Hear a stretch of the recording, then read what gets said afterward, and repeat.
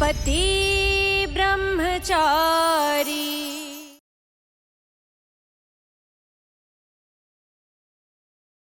నేను బ్రహ్మచారిని. అమ్మాయిని తాకడం ఏంటి, వాళ్ళని చూడడమే ఒక పెద్ద పాపం. ఒకవేళ నేను పెళ్లి చేసుకుని ఉంటే తిని తాకకుండా తిని నుదుట్లో ఎలా బొట్టు పెట్టేవాడిని, తన మెడలో ఎలా నేను తాళి కట్టుంటాను. ఇదంతా జరిగింది మీరు చూసారా? ఇక్కడ ఉన్న వాళ్ళు ఎవరైనా సరే ఈషా మెడలో తాళి కట్టడం చూసారా? మేము పెళ్లి చేసుకుంది ఇక్కడ ఉన్న ఎవరు చూడలేదు. అలాంటప్పుడు మీరందరూ ఎలా సాక్ష్యం అవుతారు? ఇంకా మీరు నేను మీ కొడుకుగానే అనుకోవట్లేదు కదా. మీరు ఎలా ప్రతి చోట మీకు నాకు సంబంధం లేదంటున్నారో అదేలాగా నేను చెప్తున్నాను, మాకు ఎలాంటి సంబంధం లేదు. ఒకవేళ మీరు నన్ను మీ కొడుకుగా అనుకుంటే అప్పుడు అందరి ముందు చెప్పండి, అవును సూరజ్, నువ్వు గూండావి, రౌడీవి, నువ్వు గొడవలు పెట్టుకునేవాడివి, నువ్వు ఏమైనా చెయ్యి, కానీ నేను మీ కొడుకుని చెప్పండి చూద్దాం.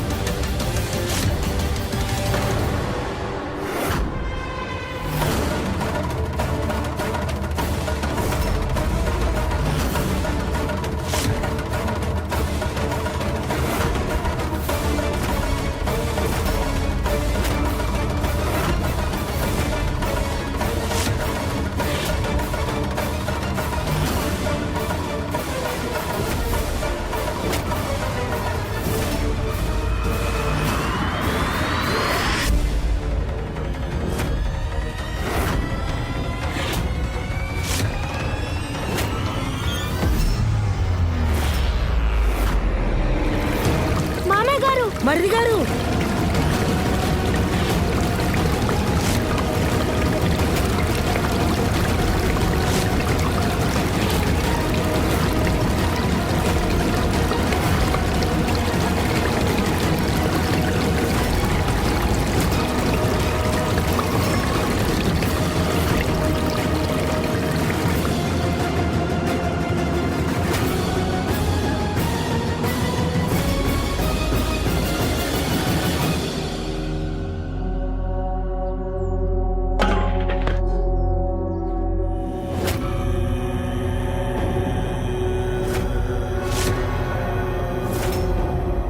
ఇప్పటి వరకు నువ్వేమేం చేశావో నాకు ఏది ఇష్టం లేకుండా చేశావు. నా మనసు గాయపరిచే ప్రతిదీ నువ్వు చేశావు. నేను నిన్ను నా కొడుగ్గా అనుకోవడం నిజంగా బాధే. కానీ అలా ఉన్నా కూడా మనసులో ఏదో ఒక చిన్న నమ్మకం ఉండేది. కనీసం ఈ అమాయకుడైన నాన్నను చూసి ఒకరోజు కాకపోయినా ఇంకో రోజు మారుతావనుకున్నాను. కానీ నువ్వు నీ నిజ స్వరూపం చూపించావు కదా. కానీ నువ్వు ఇంత దిగజారి అసహ్యంగా ఆలోచిస్తావనుకోలేదు.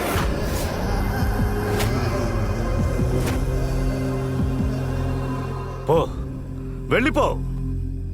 మనిద్దరి మధ్య ఏ బంధం ఉన్నా ఆ బంధాన్ని నేను తెంచుకుంటున్నాను. ఇక నుంచి మన మధ్య ఏమీ లేదు.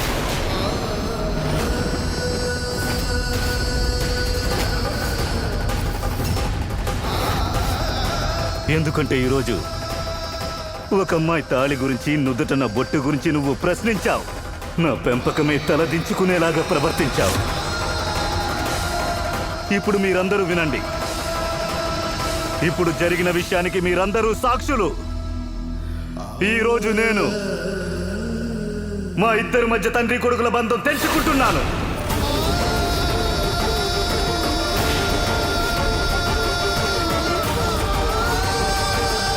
ఈ రోజు నుంచి, ఇప్పటి నుంచి, చెప్పాలంటే ఈ క్షణం నుంచి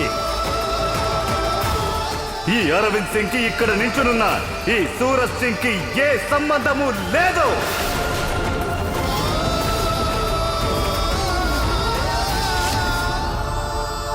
నా దృష్టిలో నువ్వు చచ్చిపోయావు.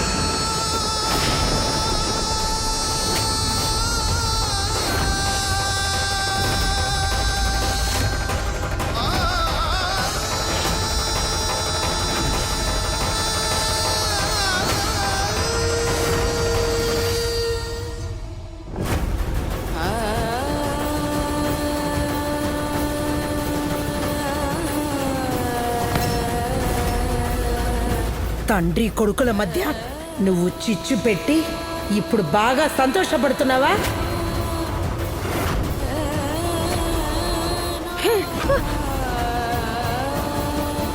నాన్న నాన్న ప్లీజ్ నాన్న, మీరు లోపలికి రండి నాన్న, ప్లీజ్ ప్లీజ్ నాన్న. మామయ్య, మీరు నన్ను కూతురుగా అనుకున్నారు కదా, ఆ హక్కుతో అడుగుతున్నాను, ఇంట్లోకి వచ్చి బట్టలు మార్చుకోండి ప్లీజ్. ప్లీజ్ మామయ్య గారు.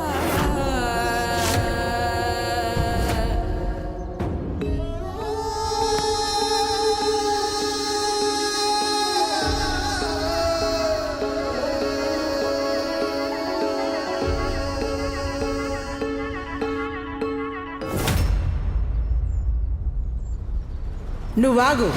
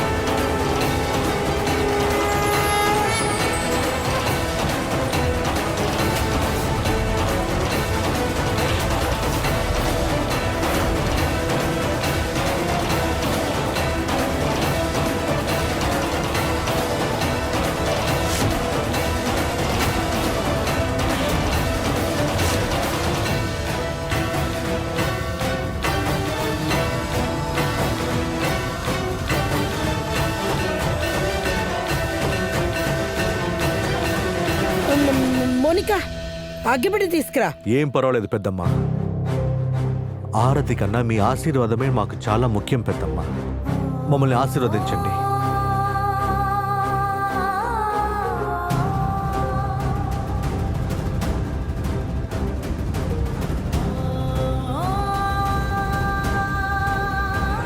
ఇవాళ శ్రావణ మాసం మొదటి రోజు. ఆ దేవుడు నేను కోరుకున్నట్టే అంతా నడిపిస్తున్నాడు. అందరూ వినండి, త్వరలోనే నేను సూరజ్కి బింద్యాకి పెళ్లి చేయబోతున్నాను.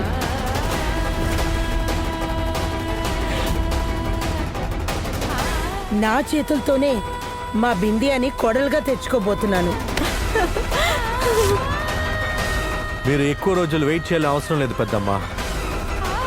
ఎందుకంటే మేము చాలా త్వరగా బిందియా నుదుటిన నేను బొట్టు పెట్టబోతున్నాను. ఇంకా నా పేరు చెప్పి తన మెడలో తాళి కట్టబోతున్నాను.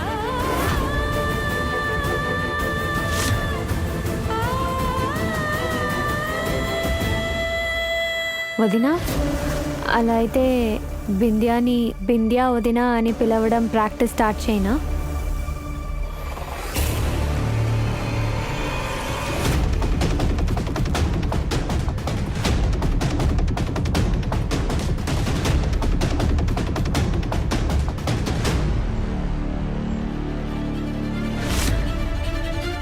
ఈ తాళి ఆధారంగానే కదా నువ్వు సూరజ్ భార్యవని చెప్పుకొని తిరుగుతున్నావు.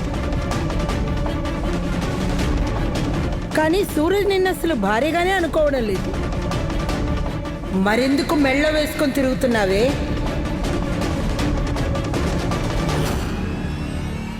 తీసేయ్. అత్తయ్య,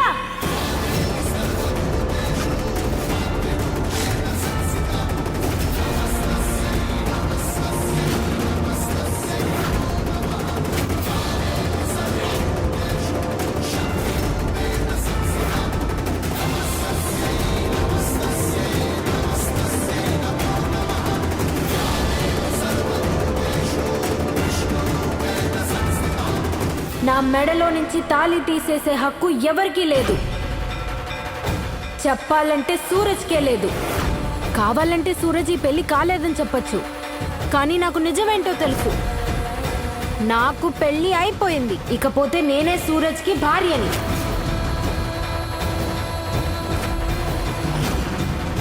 అయితే మరి నువ్వు సూరజ్ భార్యవని నిరూపించుకో. నేను నీకు సూరజ్కి బిందియాకి పెళ్ళయ్యేంత వరకు టైం ఇస్తున్నాను. ఒకవేళ నువ్వు నిరూపించుకోలేకపోతే నేనే స్వయంగా నా చేతులతో సూరజ్ బిందియా పెళ్లి లడ్డూని నీకు తినిపిస్తాను. ఆ తరువాత ఈ తాళిబొట్టును తీసి నువ్వే స్వయంగా సూరజ్ చేతిలో పెట్టాలి, అర్థమైందా? ఆ తాళినే నా సూరజ్ బిందియా మెడలో కడతాడు.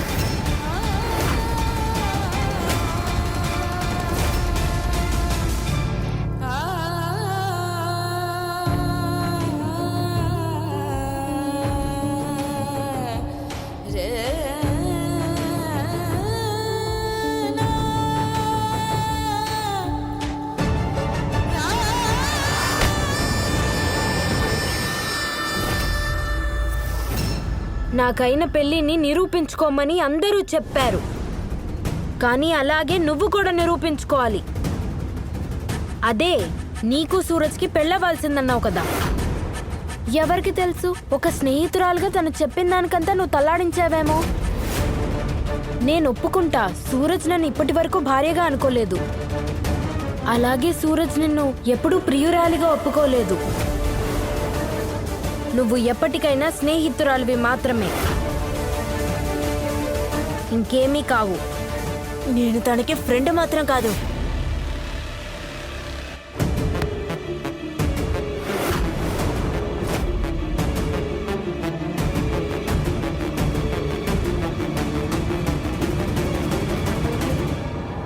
నీకు ఆధారం చూపించాలి కదా, ఇట్రా, ఇది చూడు.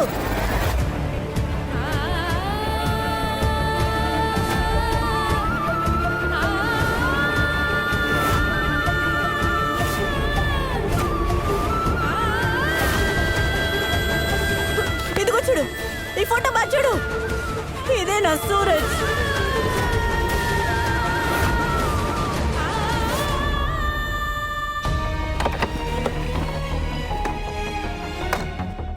ఇదిగో చూడు, ఇవన్నీ మా ఫ్రెండ్షిప్ గ్రీటింగ్ కార్డ్. చిన్నప్పటి నుంచి ఇప్పటి వరకు సూరజ్ నా కోసం చేశాడు, వాడి చేతులతో. చూడు, ఇది ఈ సంవత్సరం చేసింది, ఇది పోయిన సంవత్సరం, ఇది దానికంటే ముందు. చూడు, అన్నిటినీ చూడు.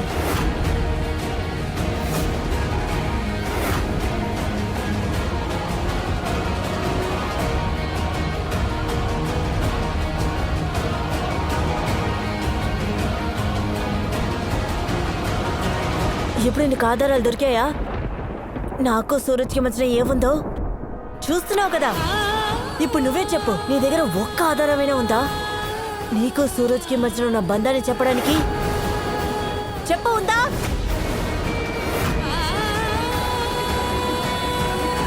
నా రూమ్ని చూస్తున్నావు కదా, నీకు విషయం తెలుసా? నేను ఊపిరి పీల్చినప్పుడు కూడా నా ఒక్కొక్క ఊపిరి సూరజ్ని వెళ్ళి ముట్టుకుంటుంది తెలుసా? ఎప్పుడైనా నీకు అర్థమైందా? మా ఇద్దరు బంధం ఏంటో నీకు అర్థమైందా? పిల్లనే బంధంలో అర్థం చేసుకో. కానీ నువ్వు మధ్యలో వచ్చేసావు. కానీ ఇదంతా నీకు నాటకంలా అనిపించిందంటే నేను ఇంకొన్ని ఆధారాలన్నీ తీసుకొస్తాను. నీ 4 రోజుల పెళ్లి ఉంది కదా, నాకు సూరజ్కి మధ్యన ఉన్న ఇన్ని సంవత్సరాల బంధాన్ని అది ఏమీ చేయలేదు.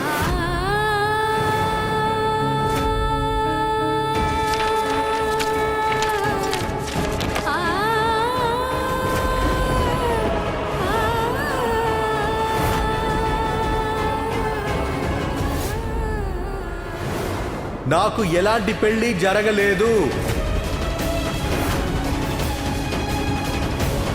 ఇది ఒక రక్షణ బంధం.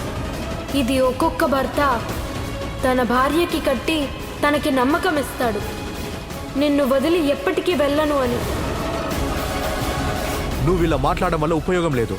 నాకు నీ మెడలో ఉన్న తాళి గురించి అవసరం లేదు, నాకు ఈ పెళ్లి గురించి కూడా అవసరం లేదు. దీంట్లో ఏ అర్థం లేదు.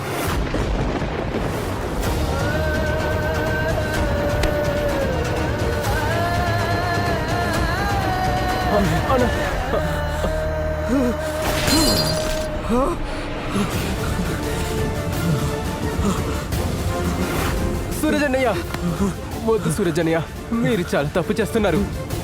తప్పుగా తప్పు చేసింది నేనేరా. ఈషా మనసును చాలా బాధ పెట్టాను. దానికి శిక్షని నేను అనుభవించే తీరాలి. వద్దు సూరజన్నయ్య, వద్దు వద్దు. ఖచ్చితంగా మీరు వద్దని బాధ పెట్టారు, కానీ ఇదంతా తను మంచి కోసమే కదా మీరు చేశారు. పాపం బాధతో చాలా కుంగిపోయి ఉంటుంది మనసులో. ఇదంతా ఆలోచిస్తుంటే నాకు నా మీద చాలా కోపం వస్తుంది. అన్నిటికీ నేనే కారణం. ఇప్పుడు జరిగిన ప్రతి విషయంలో తన తప్పు ఏముందో చెప్పు చూద్దాం. ఇంతకి ముందు తనకి వాళ్ళ నాన్న చాలా పెద్ద శిక్షను విధించారు. పైగా నేను తనని బాధ పెడుతున్నాను. ఇప్పుడు చూడు నేనేం చేస్తున్నానో తెలుసా? పాపం చేస్తున్నాను. ఈ పాపానికి శిక్షని నేను అనుభవించే తీరాలి. ఆ కుండలో ఉప్పేయి. వద్దు చెప్పింది చెయ్యి. కుండలో ఉప్పు వేయి. అన్నయ్య, ఇది నా వల్ల కాదు. నీ వల్ల కదా. సూరజన్నయ్య, వద్దు అన్నయ్య. వదలరా.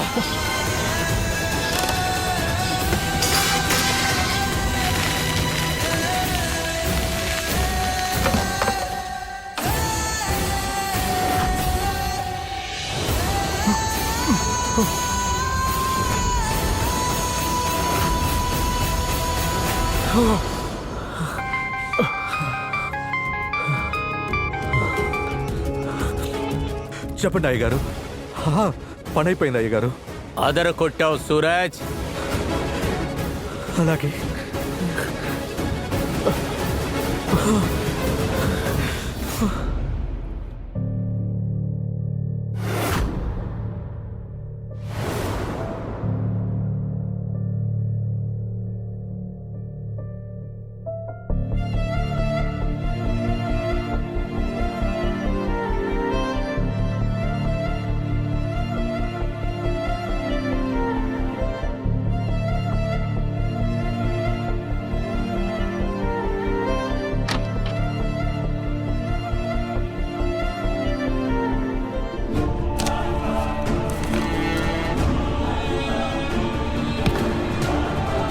నానా నానా,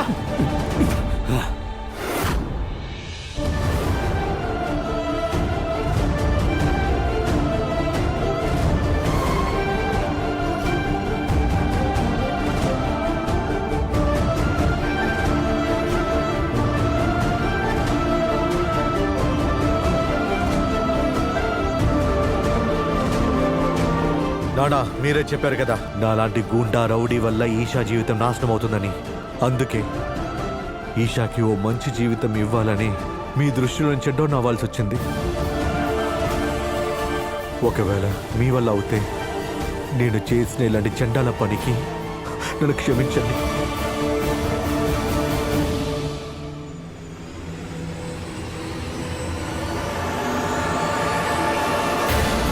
నాకు ఎవరితోనూ పెళ్లి అవ్వలేదు. నాకు మీ మెడలో ఉన్న తాళి గురించి అవసరం లేదు. ఈ పెళ్లి గురించి నాకు అస్సలు అవసరం లేదు. ఇందులో ఏ అర్థము లేదు. త్వరగానే బిందియా నుదుట్లో నేను బొట్టు పెడతాను. తర్వాత నా పేరు చెప్పి తన మెడలో తాళి కడతాను.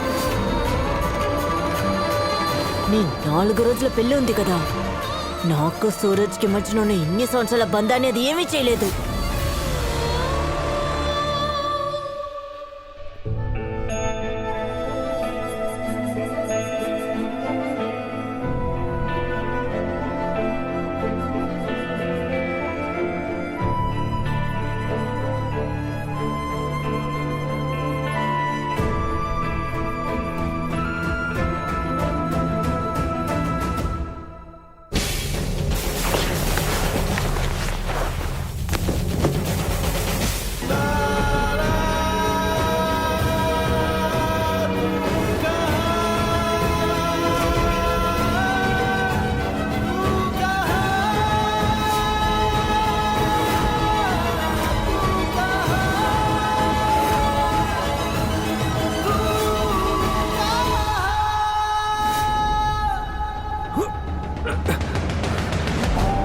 ఎందుకు దౌర్జన్యం చేస్తున్నారు? దౌర్జన్యం చేయాలనుకుంటే నిన్ను ముట్టుకొని చేసేదాన్ని.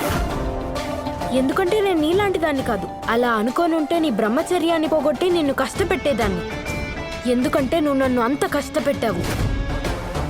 ఎలాగూ నువ్వు నన్ను కష్టపెట్టావు, కానీ ఇకపైన నువ్వు నన్ను, మన పెళ్లిని అవమానించడానికి నేను వదలను. భార్య ఉన్నప్పుడు భర్త బయటికి వెళ్ళి పడుకోకూడదు. ఇలా చేయడం భార్యకి అవమానం కదా. మీకు ఒక విషయం అర్థం కావట్లేదు. మీరు నా భార్య కాదు, నేను మీ భర్తని కాను. మన మధ్య ఎలాంటి బంధం లేదు. అర్థమైందా?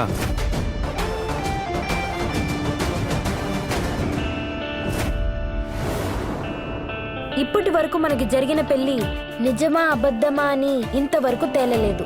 కానీ ఈ విషయం తేలిన తర్వాత నువ్వు ఎక్కడికి కావాలంటే అక్కడికి వెళ్ళొచ్చు.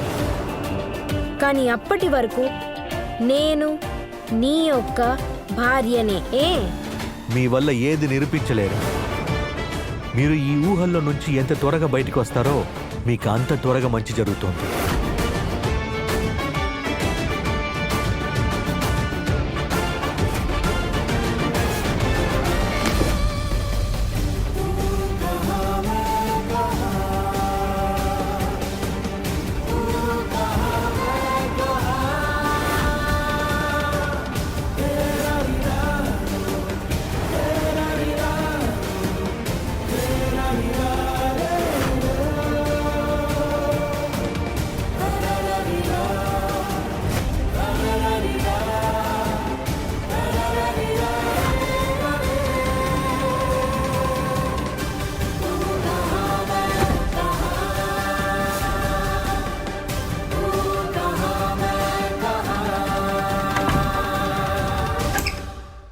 ఏంటిది? ఇదంతా ఏంటి? నువ్వు నన్ను భార్యగా ఒప్పుకున్నా ఒప్పుకోకపోయినా నేను నిన్ను భర్తగా ఒప్పుకుంటున్నాను. ఒక భార్య బాధ్యత భర్త ఆకలితో పడుకోకుండా చూసుకోవడమే.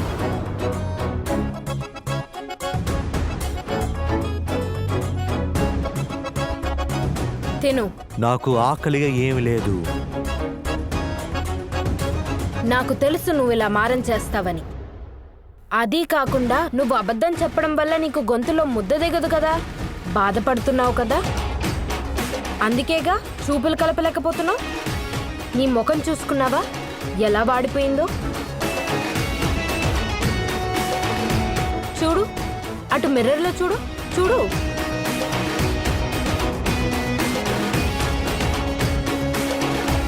నాకు ఏ బాధ లేదు, అలాగే నేను ఏ ఒక తప్పు చేయలేదు. అవునా? నువ్వు బానే ఉన్నావా? నేను చాలా బాగున్నాను. అలాంటప్పుడు ఎందుకు తినడం లేదు? అసలు ఎందుకు ఆకలి అవ్వడం లేదు? నువ్వు ఎప్పుడు కోపంగానూ బాధగానూ ఉంటావో అప్పుడు తినవు.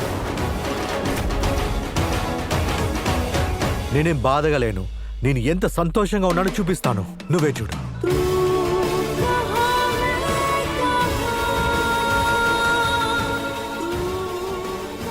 పైకి సూరజ్ బిందియాని పెళ్లి చేసుకుంటానని చెప్పాడు, కానీ తను ఎప్పుడైతే తప్పు చేశాననుకుంటాడో అప్పుడు తినకుండా ఉంటాడు.